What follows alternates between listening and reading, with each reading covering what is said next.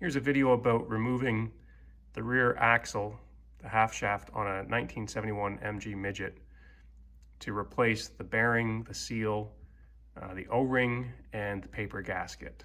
And the reason that we're taking this off is the brake adjuster is seized and there's no way for me to get it out without removing the axle.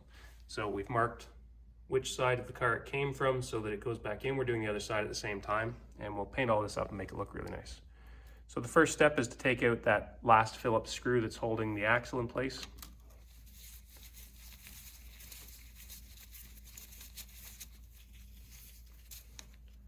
And just put it aside so that you don't lose it.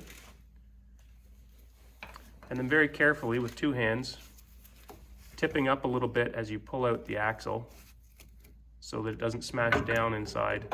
And then with one hand supporting underneath the axle, sliding it out on that hand so that the splines that are inside aren't dragging, pushing up a little bit, and then carefully remove it.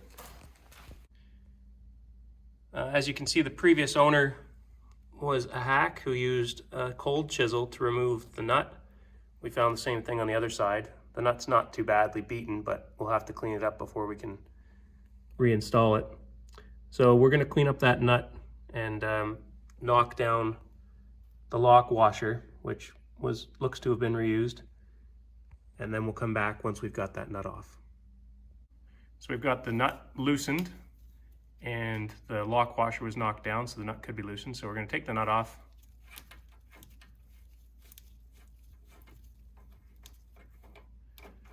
And put it aside to be cleaned up, and then remove the lock washer. And there's a little tab just at the front.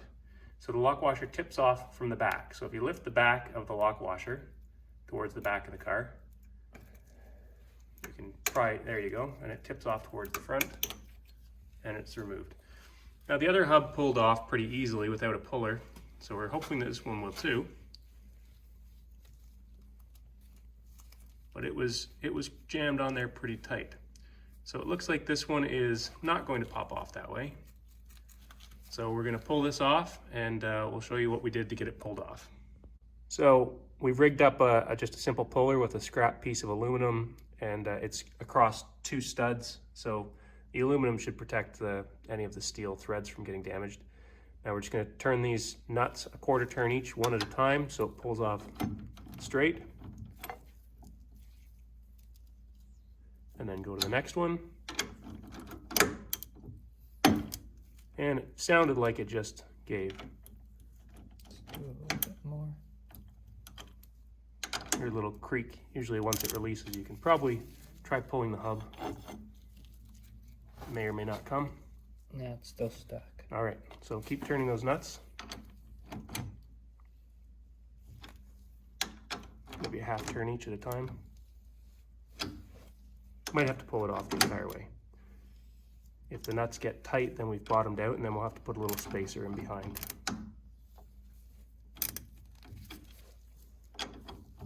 You just want to try and keep it even so that you've got even pressure. And I can see it's coming off. And if you feel that it gets free at some point, then you can just pull it off. So we're going to come back when the hub is free. It just goes along like this. It's coming off and it's going nice and smoothly. So we'll come back when the hub is free. This was the final method of removing the hub. We found a socket that fit on the inside surface. It was just a little smaller diameter than the inner surface of the bearing. And then it took two people to hold the socket and the piece of aluminum and the two C-clamps in place, but it wasn't too bad. It only took a minute, and there was no undue force on anything. So now we can slide the hub off and have a look. This one is nice. It wasn't leaking. The previous one was leaking pretty good, and it looks to me like that one has had a seal replaced at some time, even though there's a pile of rust in there. So we're going to replace the seal and that bearing, and then we're going to paint this up and put it all back together. And same deal on this side, that brake adjusting screw is seized, so we're going to take the back plate off, clean it up, paint it, and somehow get that brake adjusting screw out and replace it too. So now it's time to we're going to knock out the bearing. So we're going to place a socket that fits inside, holding it in your hand so you don't knock the studs out, and then take a hammer and tap the socket until the bearing falls out.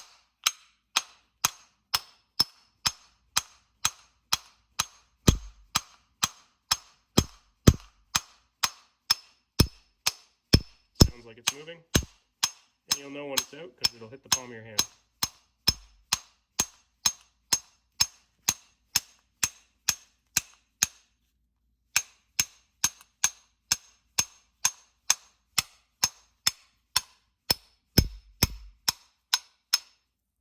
Is it out? Not quite out. Okay, keep knocking. There we go. And there's the bearing, and we can see down inside there, pull out the socket there, we can see that that seal has been replaced. The other one was a metal and leather seal, which I've already thrown out. So we're going to replace that seal, and we're going to replace this bearing, paint everything up, and put it back together. This seal was a little bit more difficult to get out than the last one. The last one was probably an original steel and leather seal. This one is a steel and rubber seal. We've mangled it a little bit, but now we've got part of it pried apart there away from the surface, so get on it with the vice grips. It's a big pair of vice grips. We're just being careful not to get anywhere near the bearing race. Now flip it over and then just hold carefully on with your hand. Put a socket and just tap on top of the socket until that seal pops out. And there we go. So there's the old seal. It's destroyed, but we're throwing it out anyway. And the hub is ready to be cleaned up and painted and assembled. Here we are about to install the new seal on the back hub. And we're going to pick up the seal, open side facing up, which will be in the direction of the point. The open side is facing, put it in the direction of pointing at the bearing. So we line it up so it's nice and level as best we can. And we're going to use one of these large sockets, which is the same diameter as that seal, the outer part of the seal, and lining it up very carefully with the lip of the seal, the outer lip. And then tap it with holding on to the socket, gently tap around. And then after we tapped a little bit, we're going to stop and have a look and see if it's still sitting level. So it's sitting a little bit high on this side. So we'll put the socket back on, line it up, and tap on that side just gently. And then have a look and see if we've adjusted it so it's level now. Not quite, it's still a little high, so we're going to come back. This is the process, and we keep working this until it sits all the way in. So we've switched to a slightly smaller socket. The first socket was closer in diameter to the outside of the seal. This one is just a little bit smaller than the outer diameter, and knock it down a little farther. So same deal, we're just continuing on and check every once in a while to see how it's going. Pull that out, let's have a look. So it's getting there, it's down below the upper edge. We'll come back when it's all the way in.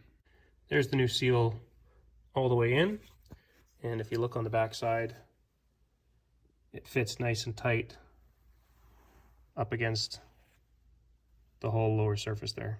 So this seal is all the way in. The only thing we have to do still is just either put a little bit of oil or grease on the inner surface of that seal so that when it rides on the axle, it slides.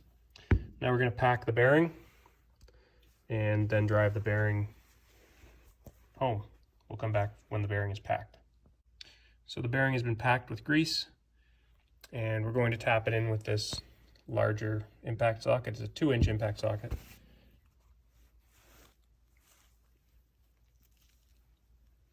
So the bearing gets placed in carefully so that it's level. And then the socket is placed on top. And you only want to pound on the outer race, not the inner race. And we'll just gently tap around the outside edges of the top of the socket. And then have a look at, after it's gone down a little bit, have a look and see if it's going in evenly. Looks like it is. And then you're just going to work around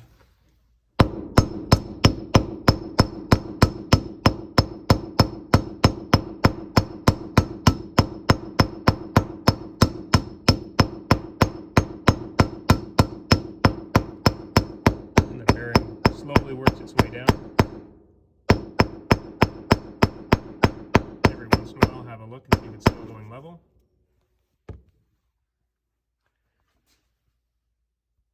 It looks like it mostly is, so just keep working it. You'll know when you're all the way down because the bearing will make, or the hammer will make a ringing sound instead of a thud. We'll come back when it's all the way down. So there's the bearing all the way down. The next thing we need to do is install the O-ring and the paper gasket. And the paper gasket will get installed once it's already slid onto the axle. So now we're going to slide this onto the axle and install the rubber O-ring and the paper gasket, and then the axle back in, or the half shaft. So now it's time to slide the hub onto the axle, making sure that you've got your parking brake lever up in place. And it's not going to go on all the way, so don't push on the outer part there. We want to push on the gently, move it back and forth a little bit. And if you're pushing on anything, you just want to push on the inner race of the bearing. Okay, so what we're going to have to do is we'll have to tap this on with a socket to drive that bearing onto the axle. So we're going to come back with a socket that fits, that will slide over top of the threads of the axle so we don't damage them, and we're going to tap that into place. So we've got a socket that will fit neatly over the threads of the axle, and I'm going to carefully, checking every once in a while to make sure it's going smoothly, tap the center race.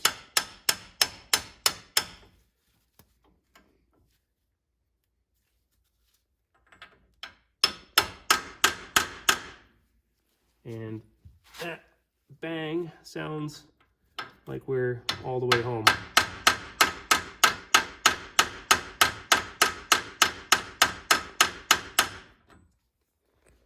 And that's it. So you need to have that hole right here for your lock washer to go into. So now we're going to install our lock washer and thread our nut on. So now we're going to install the lock washer right now. Lines up with a little tab and a hole, and then the nut goes on over top of that. The nut tightens in the direction that the wheel turns. In this case, that's the standard clockwise direction.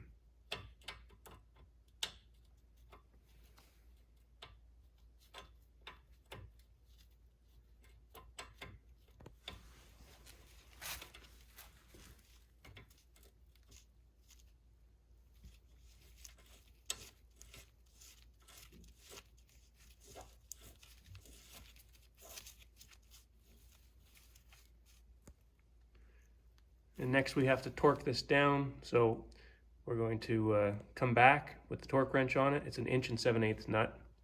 And this gets torqued to between 140 and 150 or 160 foot-pounds.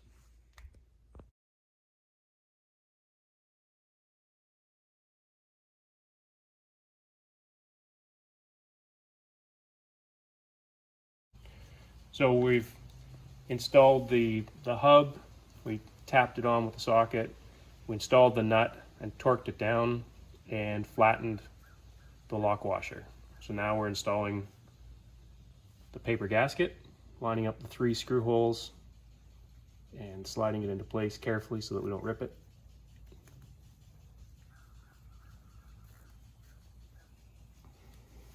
And then we'll smear a little bit of goo, a little bit of sealant around.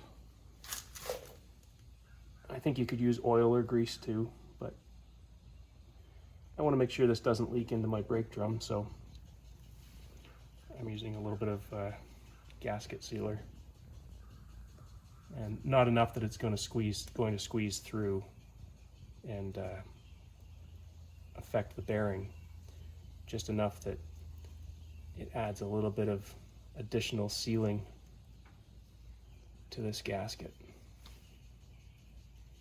And I know there are other materials that you can use, and that this is not the one that I've seen used on other videos, but this is what we're using here. So this is the axle that came out of this side. This is the half shaft that came out of this side. So carefully slide it in. Try not to let it drag, and try and line it up with the bearing that's on the inside. There it is. And then rotate it so that the screw holes line up. And it should slide home just like so. And we install the one Phillips screw that holds the half shaft in place, and tighten it down. You don't have to crank it fully tight just yet. Just snug it up. And then throw a couple of, I used 4 big washers, and just put them on opposite studs, and a couple of wheel nuts.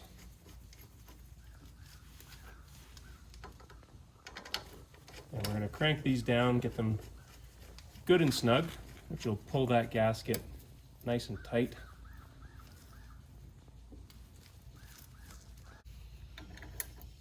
So snug these down and just go alternate back and forth a little bit. And you don't have to crank it super tight, but we're going for pretty tight.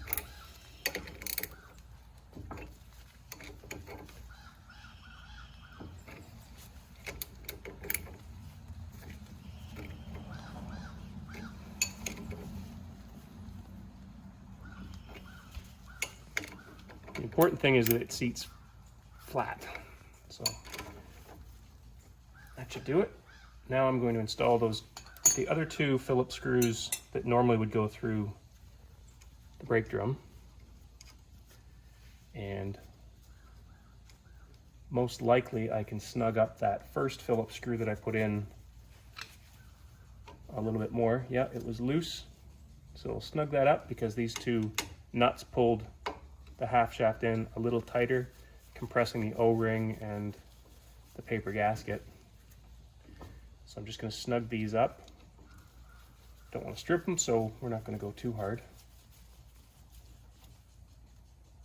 Just good and snug. So we've got this locked down in a number of places. And that's it. So I'm going to leave this for probably 24 hours, and then I'll come back and take these off, take out these 2 Phillips screws, put the brake drum on, and we're done.